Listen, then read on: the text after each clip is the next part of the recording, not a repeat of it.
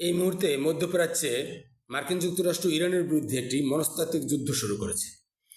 অর্থাৎ যুদ্ধ না করেও ভয় দেখিয়ে যদি যুদ্ধের ফলাফল নিজের দিকে আনা যায় সেই চেষ্টা করছে মার্কিন যুক্তরাষ্ট্র। যদি মার্কিন যুক্তরাষ্ট্র সফল হয় তাহলে যুদ্ধে যাওয়ার প্রয়োজন হলো না, ক্ষয়ক্ষতি হলো না, একটা চুক্তি হয়ে গেল। জানি না কি হয়, সেরকম যদি হয় তাহলে দুই পক্ষই বেঁচে গেল।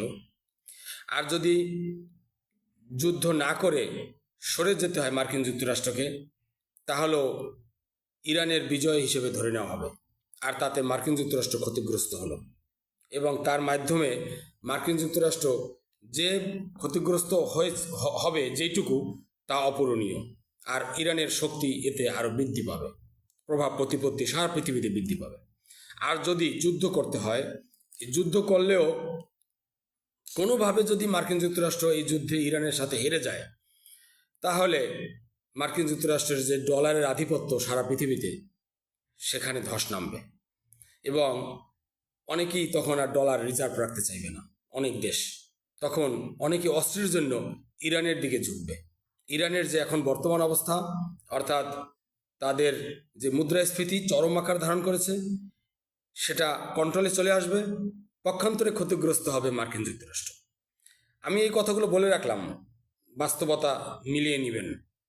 মার্কিন যুক্তরাষ্ট্র এখানে এই যুদ্ধে যদি হেরে যায় তাহলে এখানেই শেষ, তার পরিণতি চরমভাবে ক্ষতিগ্রস্ত হবে। আর অন্য দেশ তো আছেই যার পিছনে তারা লেগে আছে। তবে মার্কিন যুক্তরাষ্ট্র এই যুদ্ধে হারতে চাইবে না, কারণ সে এই বর্তমান বিশ্বে সুপার পাওয়ার, তার উপরে তার কাছে বিভিন্ন ধরনের অস্ত্র আছে, তার মধ্যে আরও আছে পারমাণবিক অস্ত্র। এই যুদ্ধে টিকে যাওয়ার জন্য, বিজয়ী হওয়ার জন্য সব অস্ত্র সে ব্যবহার করার চেষ্টা করবে। তা না হলে তার আধিপত্য চিরতরে শেষ হয়ে যাবে পৃথিবী থেকে, আর এটা সে অবশ্যই চাইবে না।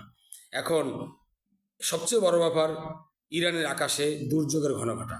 ইরানের জনগণ এর মূল্য তো দিতে হবে জনগণকে চরমভাবে, এবং সারা পৃথিবীর মানুষ মূল্য দিবে। মধ্যপ্রাচ্যের অন্যান্য দেশগুলো ক্ষতিগ্রস্ত হবে। তবে সামনের দিনগুলো খুবই ভয়াবহ। যদি একটা চুক্তিতে পৌঁছানো যায় তাহলে আমার মনে হয় সমস্যার সমাধান হয়ে যাবে, আর না হয় ইরান চরমভাবে ক্ষতিগ্রস্ত হবে। যদি হেরে যায় ইরান তাহলে ক্ষতিগ্রস্ত কথা বলছি, আর যদি মার্কিন যুক্তরাষ্ট্র হেরে যায় তাহলে তো আরও বড় বিপদ, কারণ সে জেতার জন্য তখন মরিয়া হয়ে উঠবে, আর তার ফল ভোগ করবে সাধারণ মানুষ এবং সারা পৃথিবীর মানুষ। অন্য দেশ যারা যুদ্ধে জড়িত হয়নি তারাও ক্ষতিগ্রস্ত হবে এর দ্বারা। সারা পৃথিবীর বিভিন্ন ধরনের সমস্যা দেখা দেবে, দ্রব্যমূল্যের মূল্য বৃদ্ধি পাবে, অনেক জায়গায় দ্রব্য মূল্য দিয়েও পাওয়া যাবে না, অনেক মালামালের অভাব দেখা দেবে, এমন একটা অবস্থা দেখা দেবে। আল্লাহ না করুক সমস্যার সহজে সমাধান হোক, এটাই আশা করি।